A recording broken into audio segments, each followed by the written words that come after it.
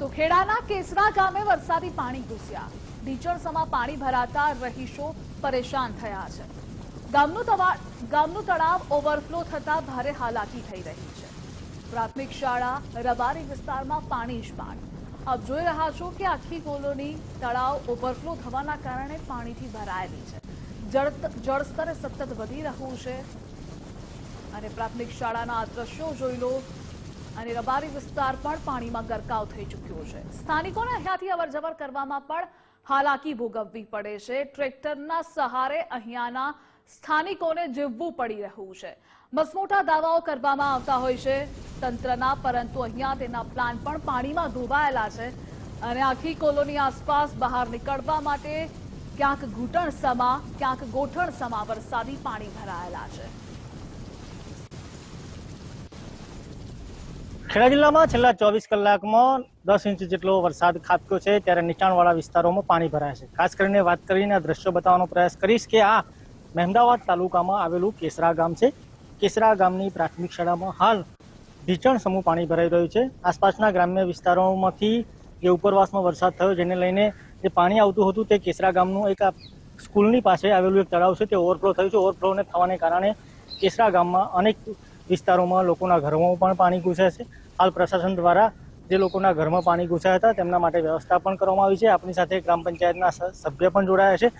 શું કહેશો કે કેસરા ગામમાં કેટલા દિવસથી પાણી આવ્યું છે? હાલ કેવા પ્રકારની સુવિધા કરવામાં આવી? 2 દિવસથી પાણી આવ્યું છે કેસરા ગામમાં.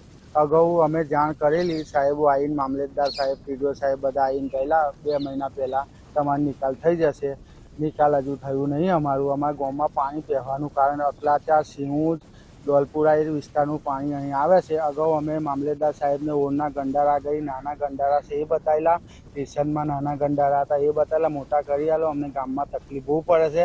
હવે અથવા ઇન્દિરાનગરી, બસ સ્ટેશનની નગરી, મસ્જિદ પાછળની નગરી, રાઠોડ નગરી, રબારીવાસ, સ્કૂલના આજુબાજુ ઘેર છે એ બધામાં પાણીમાં લગભગ 9 ઇંચ જેટલું વરસાદ થયું 24 કલાકમાં. એ ઓના લીધે આ બધું થયું છે. પણ આગળના સાહેબોને વિનંતી છે તંત્રને કે અમારી મદદ કરે, ગંડારા મોટા કરે એવી અમારી ગામવાળાની માંગણી છે. રજૂઆત કરી છે, કેટલી વખત રજૂઆત કરી, પણ 2017થી કરીએ છે પણ હજુ સુધી રજૂઆતનું કોઈ અમારી નિકાલ આવતું નહીં. ગંડારા નાના ને નાના છે, મોટા કરી આલે એવી અમારી ગામજનોની જરૂર. હાલ જે વરસાદ પડ્યો છે નીચાણવાળા વિસ્તારોમાં પાણી ભરાય છે, જે લોકોના ઘરમાં પાણી ભરાય છે એમના માટે શું વ્યવસ્થા કરી? અમને માટે સરપંચ ને તલાટીએ મંદિર ખાતે અમારું હનુમાનજી મંદિર છે ત્યાં થોડાક માણસને મૂકી દીધા છે. થોડાક સરપંચની દુકાનો છે ને સ્ટેશન પર ત્યાં ખોલી આલ્યું છે. અમની બધી સુવિધા મધ્ય ગુજરાત મુસ્લિમ સેવા છે ત્યાં થોડીક સેવા કીધું છે પણ ત્યાં ગયા નહીં. પણ મંદિરે અથવા અહીં દુકાનો છે ત્યાં બધા નાહી ગયા છે. અમુક જે અહીં નીચે વિસ્તારના નેહાના આજુબાજુના હતા ને એ બધા ત્યાં નાહી ગયા છે.